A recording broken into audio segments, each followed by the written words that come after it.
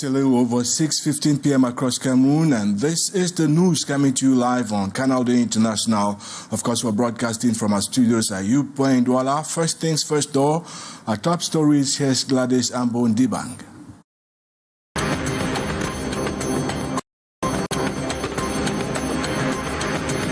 Heavy gunfire and explosions rocked the northwest regional capital, Bamenda, as top military officials visit the locality to assess the ongoing crisis. In this edition, we ask, is it a message from the separatists? And with the festive season on the horizon, criminals are multiplying efforts to make as much money as possible, and sometimes even at the expense of the health of Cameroonians. Tonight, we ask, how safe is the rice that you consume? And finally, beyond Cameroon, in France, the opposition is bent on overthrowing the Michel Barnier government. The Prime Minister is accused of pushing through a social security bill without consulting members of Parliament. Those were the headlines. Developments in a moment.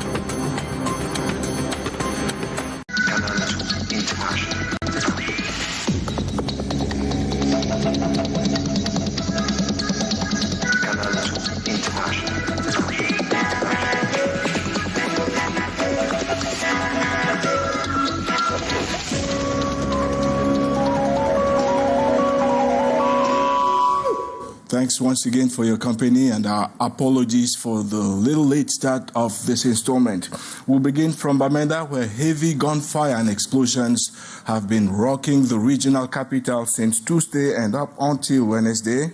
According to a correspondent on site, it is believed that the separatists are attempting to send a message to the visiting Army Chief of Staff General Claude René Maker and his collaborators, who have been on a two-day working mission to undertake a critical analysis of the ongoing Anglophone crisis. Meanwhile, the visiting top military official has been presented weapons, motorbikes and vehicles reportedly seized from separatists. We shall have a full account of the visit subsequently. And elsewhere, international rights defenders have been condemning the violent assault of barrister Richard Tamfu while he was defending his client in Douala on November the 27th. In a fresh intervention, Human Rights Watch has called on competent authorities to ensure a credible and impartial investigation and hold those responsible accountable. Barrister Tamfu has meantime filed a complaint against the Gendarmerie commander for the littoral region. In a recent outing, the man of law says rumors claiming the gendarmes involved in the assault have been arrested are attempts at misinforming public opinion. Now let's head over to the banks, because every year billions worth of savings remain unclaimed in the banks after account holders pass away. Siblings recount that they must grapple with administrative red tape and other complications, and sometimes in vain, in their bids to retrieve the funds. So what are the regulations governing unclaimed funds lying in the banks? Gladys Ambon-Dibang went finding out, and here's a report. The death of a loved one is often accompanied by emotional and financial challenges. Amongst pressing issues is the question of what happens to the money they left in the bank. For many, this money becomes seized in the bank can remain unclaimed. When somebody which tells the person that, okay, when you come to this bank, you can be able to take my account or take what is in my account based on that document, which is the next of kin. But besides that, I don't know any other thing. In Cameroon, a growing number of people are taking steps to ensure that their family members benefit from their savings after their passing. Some have gone as far as creating detailed wills or assigning beneficiaries to their accounts. I have an account and I have designated the next of kin who can access and withdraw money from my account in the event of my death. But personal planning is just one piece of the puzzle. Legal and financial institutions also play a significant role. Cameroonian law, alongside regulations by the Central African Banking Commission, COBAC, has established guidelines to gain access to the deceased account.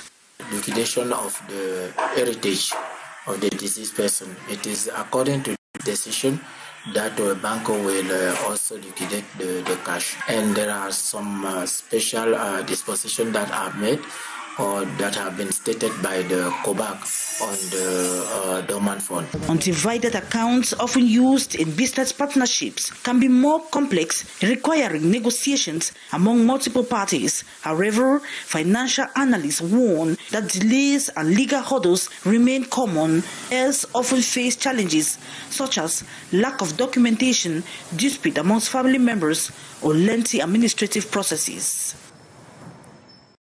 And the National Observatory on Climate Change has warned of intense heat waves it says will affect almost the entire country over the next 3 months. The weather forecast was revealed in a report made public during a workshop held in Balmayo in the Central region on Tuesday. Experts caution the rising temperatures could have significant impacts on the daily lives of Cameroonians, with drought conditions expected to worsen in certain areas. And let's stay in Douala, where Christmas is fast approaching. That's Christmas 2024. And in Douala, the streets are gradually lighting up with a festive spirit as seasonal markets spring up every now and then and almost everywhere across the city. From sparkling trees to colorful decorations, traders are bringing the holiday flares, kicking off the countdown to Christmas and New Year. Here's Gladys Ambondibang once again. In the heart of Douala, Christmas business is in full swing. Once busy junctions are now adorned with vibrant. I used to sell bags, parceling papers, and also wrap gifts for people. Since it's Christmas, we decided to temporarily shift to selling Christmas decorations. At the Aqua neighborhood, precisely at Carrefour Arnaud, the scene is especially lively. Here, a young merchant who typically sells household goods has traded his usual stock for festive items. Using a push cart as his makeshift shop, he offers a dazzling array of garlands, tree ornaments, and Christmas accessories to passers-by. I used to haul granules. Now I'm working to improve my income.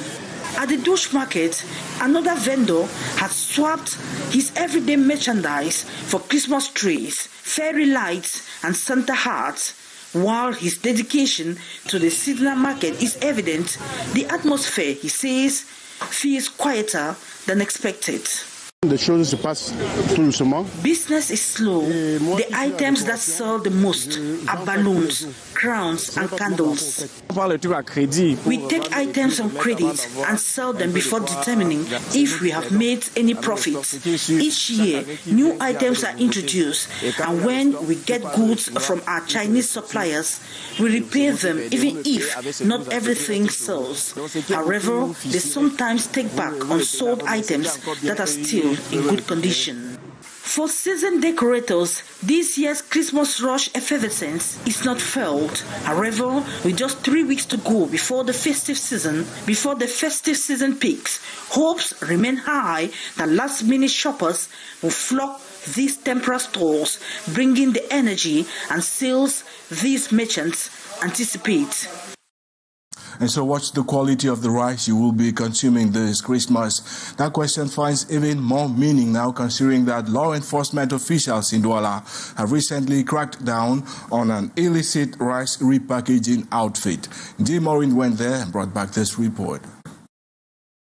The price of rice on the market stalls in Douala ranges from 165 to 300 francs CFA per cup. However, the recent discovery of counterfeit rice, consumers like Alice are finding it difficult to distinguish between genuine and fake products. Generally, when you get a closer look, you think it's of good quality. When you put in your pot, that's when you know the rice is not good.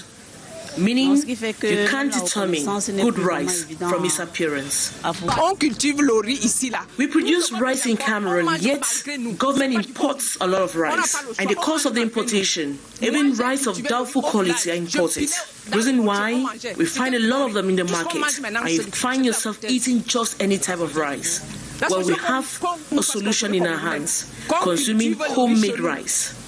Some consumers believe that the higher the price, the better the quality of the rice. However, this is not always the case. To avoid buying counterfeit rice, some market vendors like Celestine only sell well-known brands. In reality, I can't differentiate good or bad grains of rice. But what I know is that I sell just well-known brands, and their companies are well-known. I would say you will qualify a good rice when you put in your pot. But if it is physical appearance, especially with ordinary rice, then it's difficult to know the fake from the good. I can only detect when it's good or not, only when I cook the rice.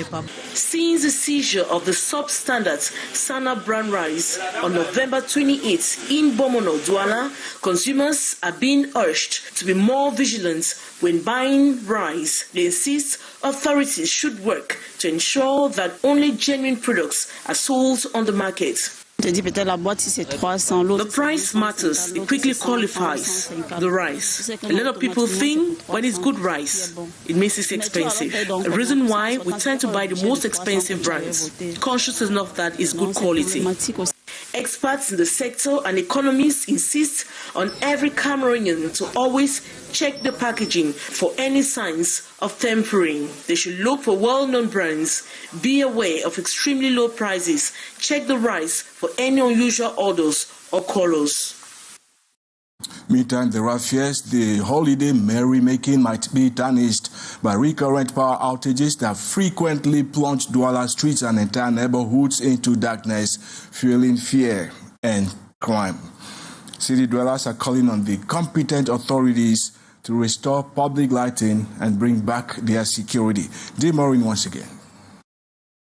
As the night falls, the streets of Douala are shrouded in darkness. Avenues like roads and major intersections are no longer illuminated, plunging the city into an eerie gloom. This lack of public lighting has created an environment conducive to crime and insecurity. Poor lighting system is causing a lot of problems to us. The first is the problem of attacks. Second, insecurity. We think that mayors should do their job by ensuring that streets have lights. The absence of a lighting system affects us negatively. Firstly, we have growing banditry, prostitution, lack of roads. All of that put our lives at risk. Inhabitants are living in fear as the absence of streetlights has emboldened criminals. Even police patrols are not enough to reassure the population, they cried out. The people of Douala are calling on the authorities to restore public lighting to the city's streets. Check, for example, it's 11 p.m. and you think it's 4 a.m. in the morning. Between 6 p.m. and 7 p.m. it's dark in a way that you can't even identify someone. It's more dangerous. Citizens should pay their taxes, but government ensures that they provide the basics, which is providing security. And by this, they need to light up streets, so they don't put up the lives of people in danger. Experts agree that public lighting is a crucial element in maintaining law and order. Public lighting has the merit of keeping the men of the shadows at bay, says a local security expert. Inhabitants say authorities must act quickly to address the issue and restore a sense of security to the people. Inflation is sparking concerns within several households countrywide. Skyrocketing prices of basic commodities as well as Christmas goodies are leaving many wondering if they will be able to provide for their loved ones. Cynthia Latte went finding out, and here she reports.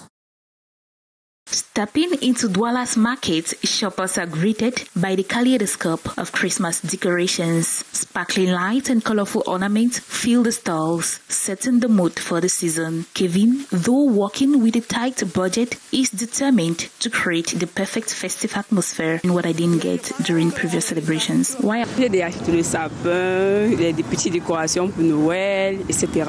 While many are fully embracing the holiday spirit, others, for personal or financial reasons, are holding back from their usual purchases.